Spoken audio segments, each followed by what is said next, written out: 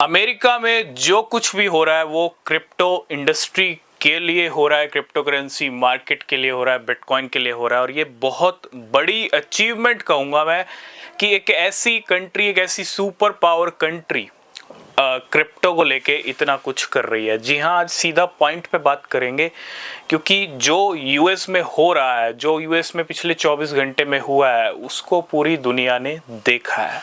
America में जो जो हो रहा है वो पूरी दुनिया देख रही है और क्या मैसेज जा रहा है पूरी दुनिया में ये भी समझना ज़रूरी है। और crypto industry, crypto investors, traders और क्रिप्टो ऑनर्स के लिए कितनी बड़ी बात है, थोड़ा सा इसके बारे में बात करेंगे। तो सबसे पहले आप सभी का वेलकम है। अगर आपने हमको TXI पे फॉलो नहीं किया है तो नीचे लिंक मिलेंगे, फॉलो कर सकते हो।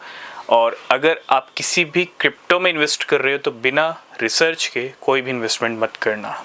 अमेरिका में 3 बिल पेश हुए इस week, genius act, clarity act और एंटी-CBDC एक्ट। इस वीक की स्टार्टिंग से पहले हमने कहा था कि ये वीक क्रिप्टो वीक है और 3 बिल, ये सिर्फ 3 बिल नहीं है, ये यहाँ से एक टर्निंग पॉइंट है पूरी क्रिप्टो करेंसी मार्केट के लिए और क्रिप्टो इंडस्ट्री के लिए। टर्निंग पॉइंट इसलिए कह रहा हूँ क्योंकि अब तक कोई सरकार, कोई कंट्री बिटकॉइन क्रिप्टो के फेवर में नहीं थी। आज की डेट में बिटकॉइन प्रेसिडेंट हाजिर है, डोनाल्ड ट्रंप। अमेरिका एक क्रिप्टो कैपिटल बन रहा है।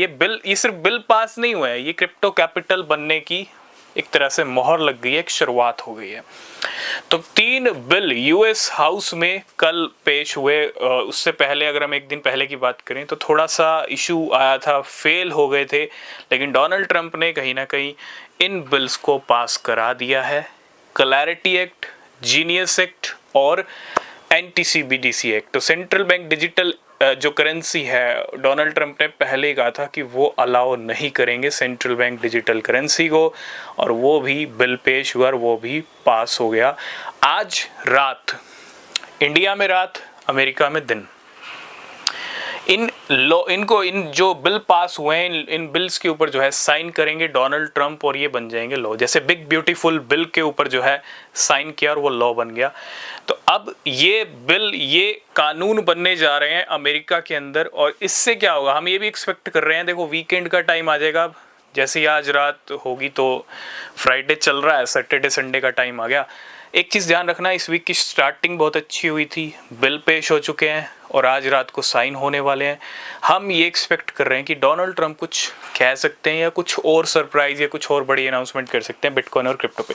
जब मामला क्रिप्टो और बिटकॉइन का है तो क्रिप्टो और बिटकॉइन पे डोनाल्ड ट्रंप कुछ ना कुछ कह भी सकते हैं, और आज रात कह सकते हैं, आज रात या कल सुबह तक, ठीक है। मतलब ये वीकेंड और भी बड़ा हो सकता है। जो एक्सपेक्टेशंस हम लेके चल रहे थे, क्योंकि देखो 1,23,000 से बड़ी तेजी से बिटकॉइन नीचे आया, ठीक है। अब 1,23,000, 1,22,000 वालों को साफ करना है तो $1,30,000 तो चाहिए ही चाहिए। और अगर मार्केट कहते ना बहुत अच्छे मूड में है, बुलरन के मूड में है, तो 1,30,000 तो मुझे लगता है ठीक है, वो तो लिक्विडेशन के हिसाब से दिखना ही चाहिए। लेकिन 1,40,000, 1,50,000 की भी बात करेंगे, वहाँ तक भी सिचुएशन जा सकती है। तो कह सकते हैं जुलाई मंथ अभी बाकी है, ये वीकेंड बड़ा होगा। इसके बाद जो last and final almost week आएगा, मतलब अब जो टाइम आ रहा है वो हम जुलाई के एंड पे ही जा रहे हैं, ठीक है। हालांकि अभी भी कुछ दिन बाकी हैं। और जुलाई के एंड में भी एक इवेंट होने वाला है 30 जुलाई को, वो है FOMC की मीटिंग।